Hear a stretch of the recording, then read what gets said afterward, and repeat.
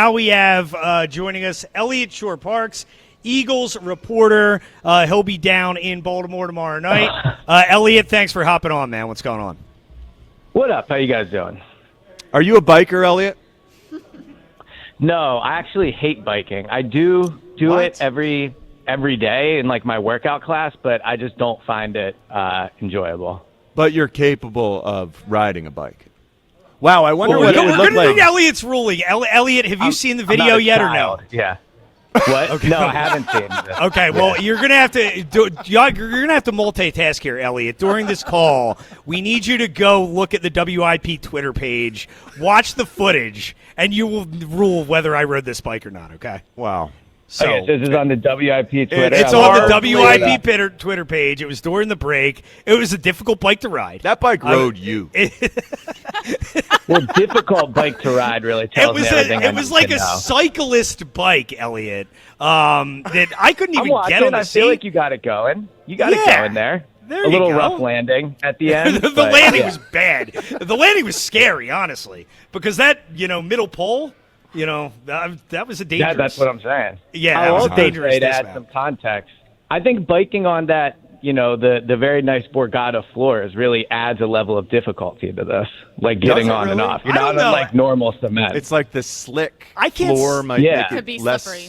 grippy. I actually think the floor is a good biking floor. I'll say that. Once you're on and going, but I think you saw the difficulties of getting going and getting off on that. Oh, yeah, absolutely. On that bike for sure. But thank you, Eliot. But Eliot joining us now. Eliot, let's start with what happened yesterday. Camp fight. How did you see it from your vantage point? And, what do you think the fallout is of that yesterday? Yeah, so I think it was just a very classic example of this team is ready to hit other people, but it was a very intense fight for sure. Like, it's been a few years, and I can't really think of many fights that I saw in camp that felt as intense as this one. So it was towards the end of practice. It was second-team offense, second-team defense. Moro, Ojomo was out there. Fred Johnson was out there. They run a play. It was a running play to Will Shipley. And Moro clearly felt Fred did something to that was either over the line or whatever, because after the play, he had his hands up, ready to go. He swung, didn't actually hit Fred, but it was very clear they were ready to fight. People separated them.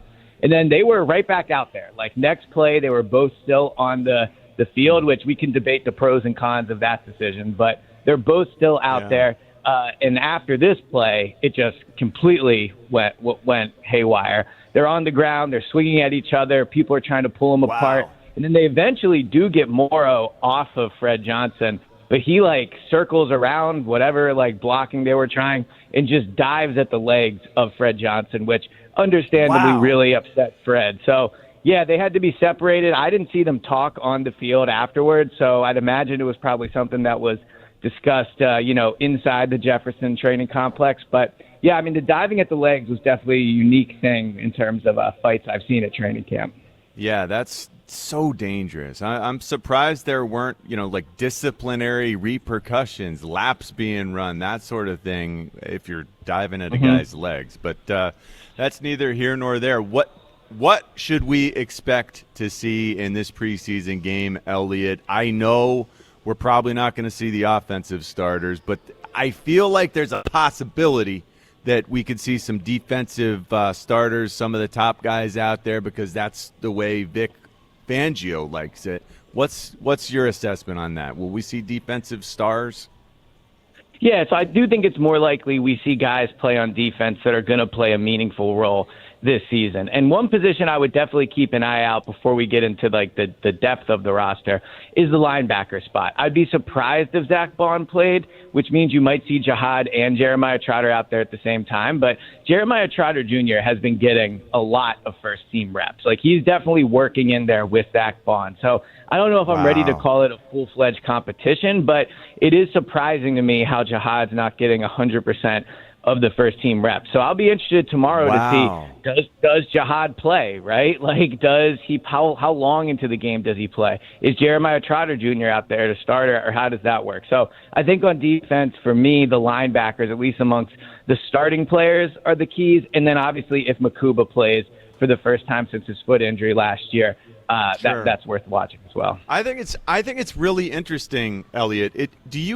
At the inside linebacker spot with Zack Baun and Jihaad Campbell, is it possible that there's some redundancy in terms of their games? They're a similar player, similar size, similar speed, similar skills, great in space, but you got Trot Jr., who is better at, the deciphering the run versus the pass, little more instinctive, little heavier hitter. Is there something to that Trot brings something Jihaad does not, as in terms of different from Zack Baun?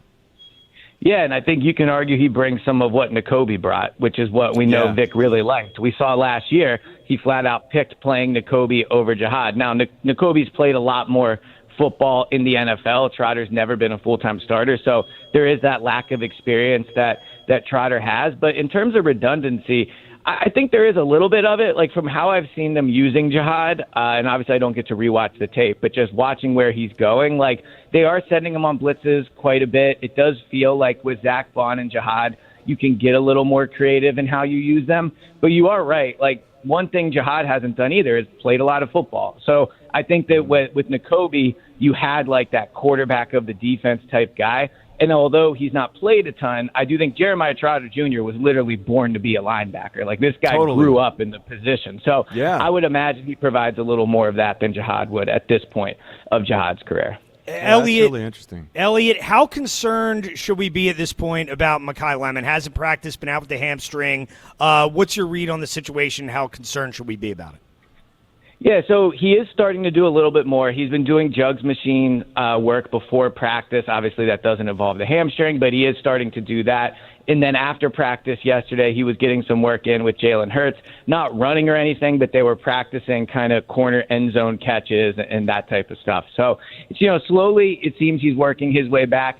I think it really comes down to how quickly can they kind of get him back acclimated into the offense and how, committed are they to doing it? Because to be completely honest, the receivers are playing well. Like, I don't watch practice and go, they're missing Makai Lemon. Like, obviously you want Devontae out there, but you add Devontae to Dontavian Wicks, Darius Cooper, Elijah Moore, Hollywood Brown, definitely last few practices hasn't been as good, but he is a solid NFL type receiver. So I think with Makai, it's going to be in week one, are they forcing the ball to him? Are they running bubble screens? Are they running jet sweeps just to get the ball in his hands? Or are they going to let him come back at his own pace? And, if it takes week 3, 4, whatever, until he's fully acclimated in the offense, then that's what it is. So I think if the receivers continue to play well, there's really not much pressure on Makai other than the draft pick status and all that, which we discussed. But in terms of the offense being productive, I don't look at the offense and think they need Makai Lemon back right now.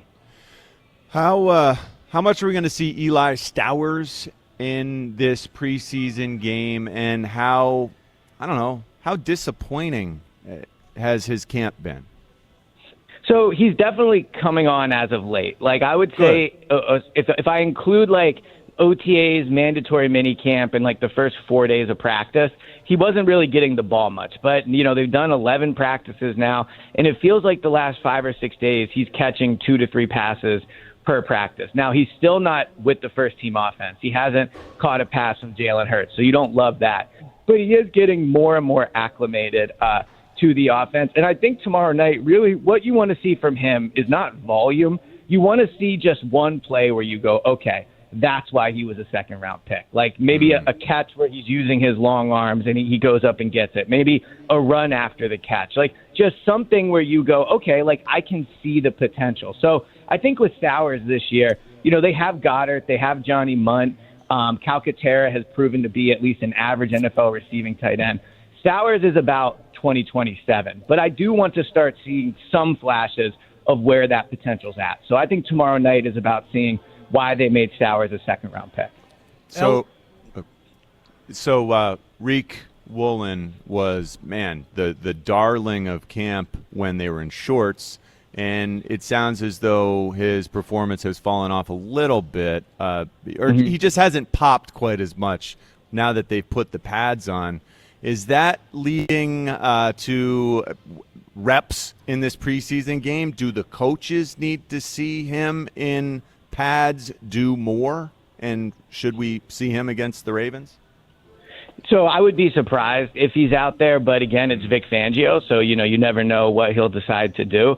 But in terms of Tariq Woolen's performance, I would agree. I think that early in mandatory mini camp and OTAs, there was probably a bit of a wow factor from me included, like some of the reporters that watch practice, just because we've never seen an athlete like that at the Eagles cornerback position. And he had an interception. He definitely played well in the offseason. But I think now through 11 training camp practices, and Vic kind of hinted at this a little in his press conference, I think what you're seeing is why Tariq Woolen didn't get some massive contract. There is talent there for sure. I mean, he got $12 million for 1 year. I'm not saying he's playing poorly, but you can just see some of the inconsistencies. There's reps where Darius Cooper has really gotten the better of him, shaking free and creating a lot of separation. And Vic talked earlier this week about how with Tariq Woolen, it's basically is it snap-to-snap consistency? So, there's still the special plays. He almost had an interception a few practices ago. And yesterday, he broke up a pass in the end zone over Johnny Wilson. So, obviously, using his size for that. I think it's more just can he be, and this is hard to do, but as consistent as Quinion, where every snap you know what you're getting. So I think that's what Fangio is trying to work with him on right now. And one more for you here, Eliot. Just tomorrow night, obviously a lot of the backups out there. Who are some of the guys who you're going to have your eye on in this game and we should be watching for? And is Uar going to be out there? Well, that's what I was going to say. So it does seem like Uar is going to play. I guess I can't say for sure yet, but I think they are intending to put him out there. And obviously, I was going to say how many people do we know that's played their first football game in the NFL, but one of his teammates did it with Jordan Mailata. So we will see how he looks out there tomorrow. My guess is if he does play, he will make one play that goes viral and everybody says the Eagles have done it again. I think he has started to flash some potential, some strength. You see him doing better in one-on-ones. So Uar Bernard, obviously somebody everyone's excited to see. I would say on the offensive side, it's the backup offensive lineman. It's Drew Kendall. It's Markel Bell. It's if Micah Morris plays, seeing Jake Majors, the center, seeing how their backup offensive line development is going. Because as we know, they have talent on the starting offensive line, but they're not a unit that plays all 17 games very often. So the backup offensive line for sure is a position I'm excited to see. Well, Eliot, you'll be part of the broadcast in Baltimore tomorrow night, so looking forward to it. And wait, one more. What do you got, Eliot, Willie Lampkin is one of my favorite guys out there, in part because he's 5'10", but mostly because he's just an ass kicker. Is he able to play or not? Yeah, he'll play for sure. I mean, barring him was he suffering banged an injury, up? I'm unaware. Yeah, I thought he wasn't out there at practice the other day. I mean, I can double check. I don't believe he's dealing with an injury, but good. No, he's definitely helping his status. And I think one thing that's really helped him was he was only taking center reps, but now he's taking reps at guard as well. And, obviously that position versatility really helps. But the coaches have been impressed with him. The defensive linemen have talked highly of him. So he's somebody I also think, because you mentioned the size, he in game, I think, is where you're going to see his best football. So, very excited to see him. I definitely think he has a chance to make the roster. Great. Well, thanks, Eliot. Thanks for joining us, and thank you for your support in terms of the bike issue. We appreciate it. Good luck. Keep riding, Tom. Keep riding. Thank you, Eliot. Take it easy. There's Eliot.